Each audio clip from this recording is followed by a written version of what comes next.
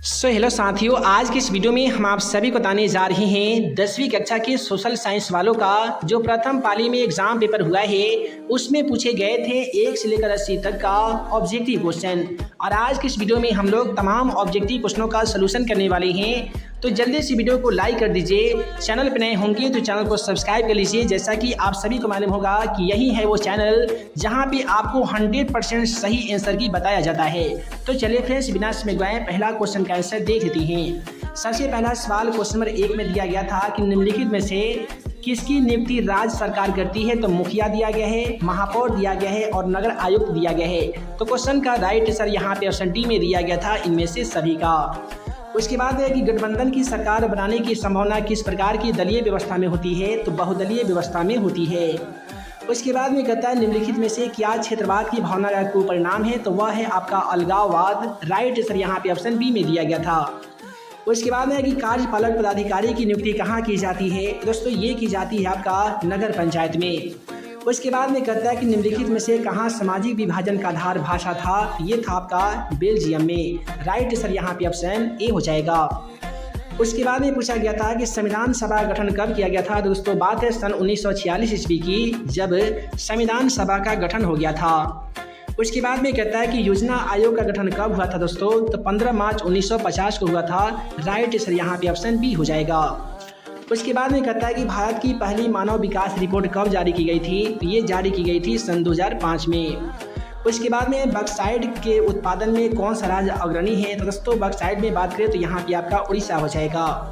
उसके बाद में काली मिट्टी कहाँ पाई जाती है। तो काली मिट्टी आपका पश्चिम बंगाल के साथ साथ महाराष्ट्र में पाई जाती है। तो राइट आंसर महाराष्ट्र हो जाएगा।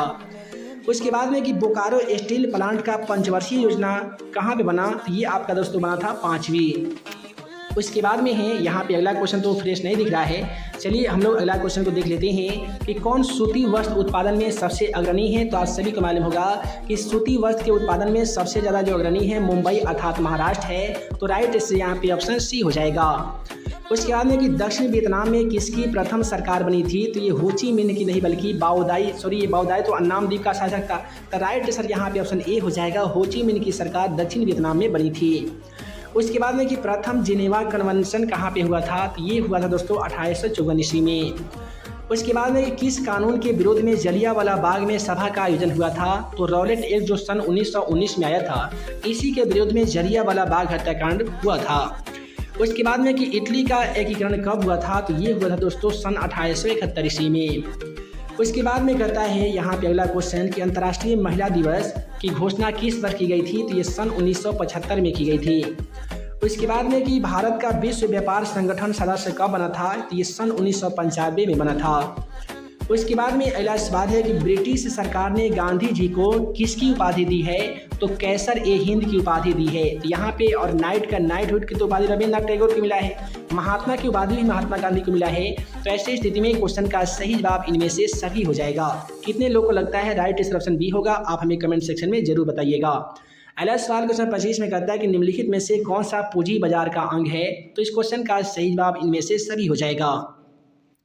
उसके बाद में अगला सवाल ये पूछा गया था कि सहकारिता साख समिति विधान कब पारित हुआ था। तो सन 1904 में पारित हुआ था। जल्दी से आप लोग वीडियो को लाइक कर दीजिए। हम बहुत ही जल्द साइंस का वायरल क्वेश्चन का वीडियो बनाने वाले हैं, जिसको देखकर आप 100% साइंस के भी पेपर में 1 से लेकर 80 तक का ऑब्जेक्टिव सवालों का काफ़ी ही लाजवाब तरीके से आंसर दे सकते हैं।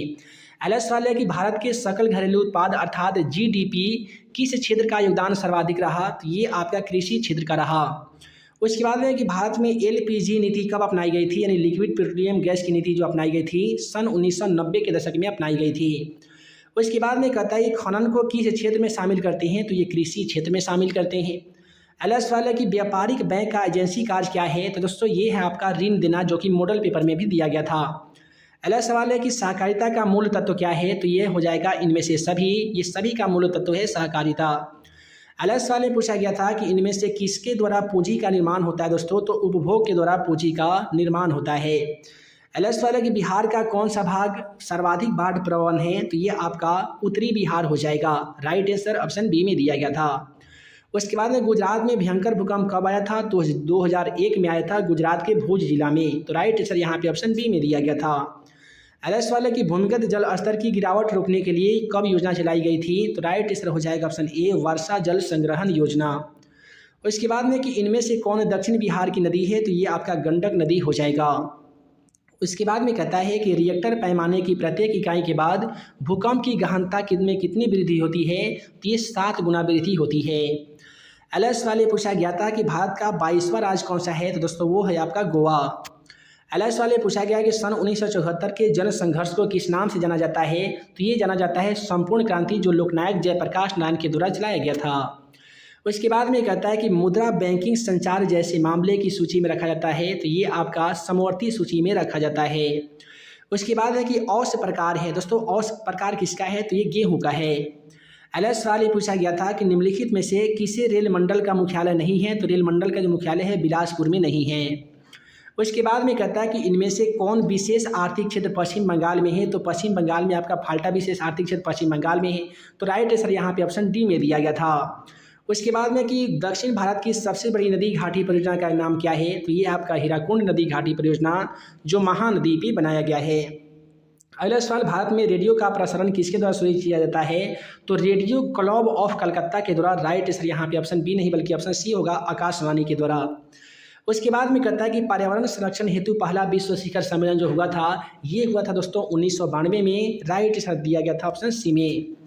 उसके बाद है कि बिहार का किस जिला जूट का सबसे बड़ा उत्पादक राज्य माना जाता है? तो यह है आपका पूर्णिया। उसके बाद में कि इनमें से किसे बिहार का शो कहते हैं? काफ़ी ही लाजवाब क्वेश्चन, इसी का आंसर कोसी नदी हो जाएगा। उसके बाद में कि गरीबी रेखा निर्धारण का कैलोरी मानदंड किसे है? तो ये आपका राष्ट्रीय विकास परिषद हो जाएगा। उसके बाद है कि भूमि का परिश्रमिक क्या कहलाता है दोस्तों? तो भूमि का परिश्रमिक आपका मजदूरी कहलाता है।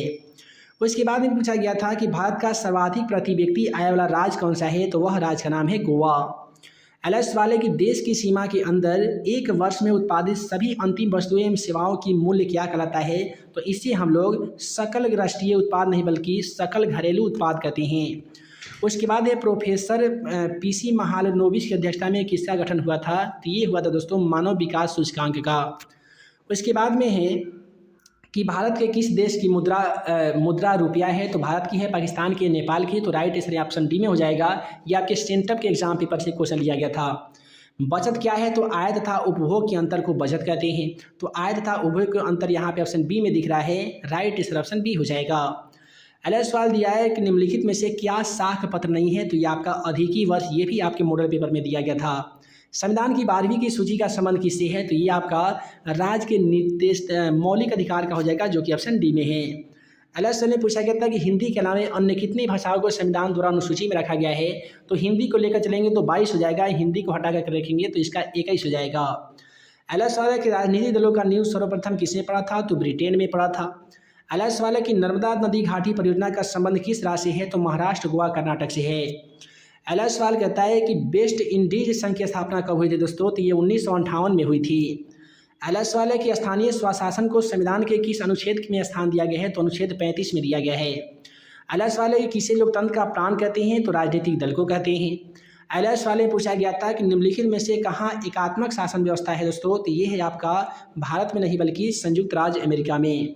अगला सवाल, दांडी यात्रा किस आंदोलन के उद्देश्य से शुरुआत हुई थी? तो सविनय अवज्ञा आंदोलन सन 1930 ईस्वी में। अगला सवाल को देख लीजिए। अगला सवाल कहता है कि निम्नलिखित में से किस बैंक की स्थापना सबसे पहले हुई थी? तो सबसे पहले आपका पीएनबी, पंजाब नेशनल बैंक की स्थापना हो गई थी। अगला सवाल है कि अखिल भारतीय ट्रेड यूनियन कांग्रेस के पहले अध्यक्ष कौन थे? तो ये आपका ये कौन थे दोस्तों? लाला लाजपत राय थे, और इसकी स्थापना सन 1920 ईस्वी में की गई थी। अगला सवाल पूछता है कि ऑल इंडिया ट्रेड यूनियन मुस्लिम लीग की स्थापना कब हुई? तो मुस्लिम लीग की बात करें तो 1906 हो जाएगा। अगला सवाल है कि सिमलीपाल राष्ट्रीय उद्यान कहाँ है? तो सिमलीपाल आपका उड़ीसा में है। उसके बाद में कहता है कल्पक्कम परमाणु विद्युत संयंत्र कहाँ पे है? तो दोस्तों कल्पक्कम आपका तमिलनाडु में है। अगला सवाल पूछा गया था कि इनमें से कौन सा पतन पूर्वी तट पे स्थित है? तो पूर्वी तट की बात करें तो यह आपका पारादीप पतन हो जाएगा। ये क्वेश्चन भी आपके मॉडल पेपर में दिए गए थे। अगला सवाल है कि इनमें से कौन सा मृदा निर्माण का कार्य है? तो वनस्पति, जलवायु, चट्टान, इनमें से सभी हो जाएगा। अगला सवाल है कि